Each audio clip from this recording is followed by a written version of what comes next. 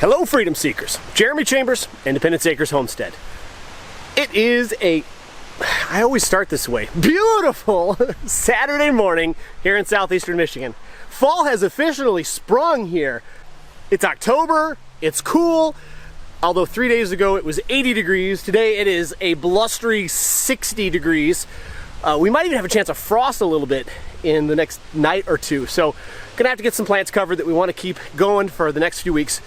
But in the meantime, today is a busy day. Today is all about getting some of our apples preserved for this coming winter. And you guessed it, the way we're gonna do it is using our brand new The Beast Dehydrator from Denali Canning.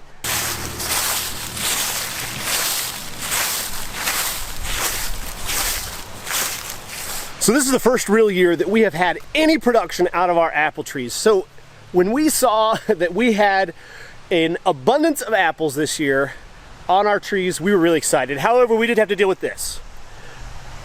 That's called sooty blotch. It's just a fungus, grows on the surface of the apple, doesn't affect the quality of the fruit at all, just looks really bad. So that's why we have this setup right here, quick washing station, so we can give the apples a quick scrub. Even though we're gonna be peeling them and slicing them up for the dehydrator, we still want them to be clean because we don't want to transfer any of this fungus into the kitchen. The other thing we're gonna be doing is Shelly's working on making some apple crisp, and I think we've shared that recipe in the past, but in case we haven't, I'll go ahead and it'll be shared on our Facebook page. Make sure you check the link down below in order to find our Facebook page, and you'll be able to get that apple crisp recipe. Really simple, really easy, only using just a few ingredients and a little bit of local honey. So get some washed up. It's going to be time to get them peeled and then into the dehydrator, and I'm going to give you guys a full rundown of the last few batches that we've made and how we feel this dehydrator works. Okay, so after 3 uses, let's go over first impressions. Number 1, this thing does the job that we expect it to do. We're going from 12 hours from fresh apples to dehydrated apples that are at the proper moisture level so that they will stay in that state in a jar in the pantry for a few months. Not that they'll last that long here because they get eaten pretty fast. Second thing is, it looks nice. We can have this on the counter, and as I said in my unboxing video, if you haven't seen that, go back a video, you'll be able to see the unboxing video. As I said before, it looks good on the counter. It doesn't take up a lot of space, definitely deeper than it is wide and tall, and that's fine. Third thing is, holy cow, it is quiet. Our previous dehydrator, one that shall remain nameless, that particular make, it is loud, right? If it's in the living room, we usually dehydrate in the living room because that's one of the places where we have some extra space, some extra electricity, because the kitchen is packed usually. So dehydrator's running in the living room, and if we're trying to watch TV or listen to music, with that other name brand, it was so loud that we'd have to turn the volume up or just be uncomfortable. We have to leave the room to have a conversation. This thing's running right now. I've got it running at 149 degrees at this temperature and the fan speed that we use for dehydrating apples, and it is quiet. Let me get you some closer shots.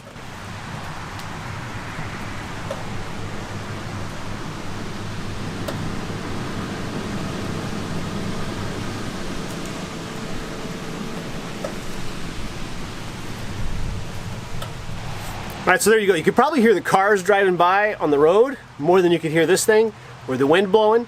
I don't have a SPL meter in order to measure decibels, but I have a feeling it's going to be pretty close to just regular ambient noise. Doesn't really interrupt our quality of life here on the homestead.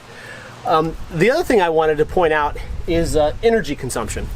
So for a lot of homesteaders, energy consumption is a big thing, especially if they're running off-grid, if they've got a battery pack that they're running off of, or if they're they have a preservation shed outside of their standard home and this is getting metered differently, or they've tried to run just their preservation shed as an off-grid component of their property. So I went ahead and hooked it up to a watt meter so that we can see exactly what kind of energy consumption it is taking. So the main reason I did this is so that you can get a good idea of what to expect about how this might affect your energy bill or might affect your ability to operate this particular dehydrator off-grid.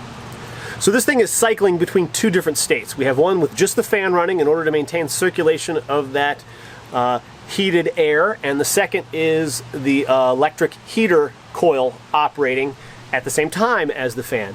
And then there's a third state. This is one thing I do like about this, and that is, hey, turn the light on so we can see what's going on in there. So I can see what state the fruits or vegetables or whatever is being dehydrated is in without having to open and close the door all the time, because that just sacrifices heat, which means higher energy use and higher cost in the end.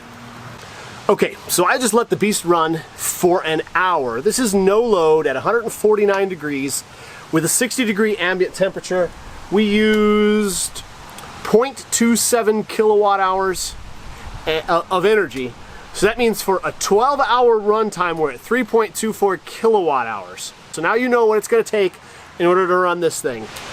Okay, so I just did some quick math, and like I said, we're at 0.27 kilowatt hours for a 12-hour runtime to dehydrate the apples. 12 hours, that puts us at about 3.25 kilowatt hours of electricity used to dehydrate about 18 to 20 apples is what we can fit in here. And so we're looking at a total cost here in southeastern Michigan of 62 cents to run this for 12 hours. All right, we're gonna head inside, get some apples cored, peeled, and sliced, and get them in the dehydrator.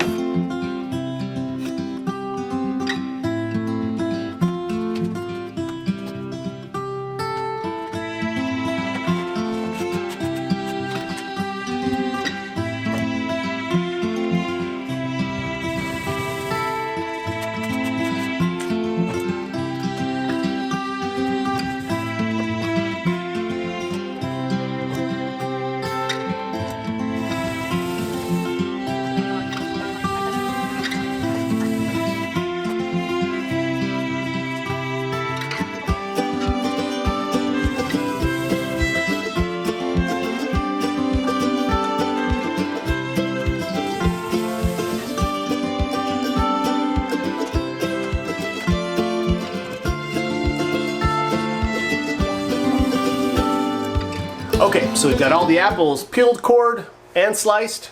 Let's take them all to the dehydrator, get this going.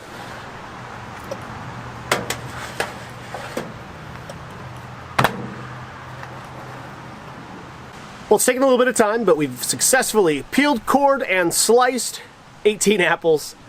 They're in the dehydrator. That's all it is. It's just apples. There's no sugars, there's no spice.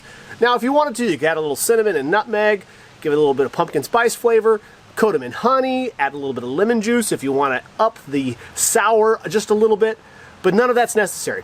All we need is just straight apples into the dehydrator, one of our favorite snacks. All right, we're gonna let them sit for 12 hours, and we will see you guys tomorrow. And it is the next day, Sunday morning. Let's check out the apples and see what 12 hours at 149 degrees does to them. These things turned out exactly how I expected.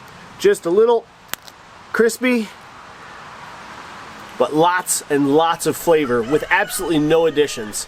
So for us, once we've got these apples to the dryness and crispiness or chewiness that you like, next step is to store them. So we picked up these 1 gallon mason jars with the flip lid. And we've got some desiccant bags in there just to make sure that any stray moisture in our very humid environment down here in southeastern Michigan does not taint our apples. And these are all just going to come off of the dehydrator trays straight into the jar. Now when it comes to cleanup, really easy. It's all stainless steel. I can pop it in the dishwasher, or I can do a quick scrub in the sink, and comes clean. We've got the drip tray here in the bottom that I talked about. Game changer. Takes care of all of the small particles that fall through, or any of the moisture that's collected on the bottom, so that I don't have to worry about scrubbing the bottom of the dehydrator. Just pull that tray out and wash it in the dishwasher or in the sink.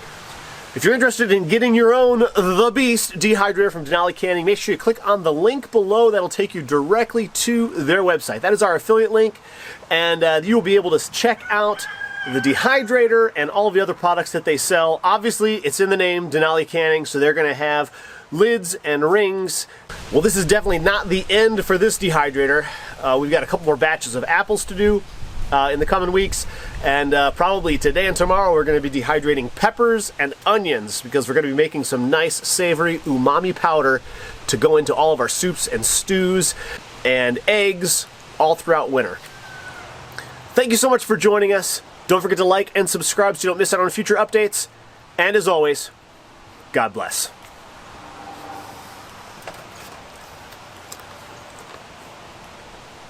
Oh, so good. So good.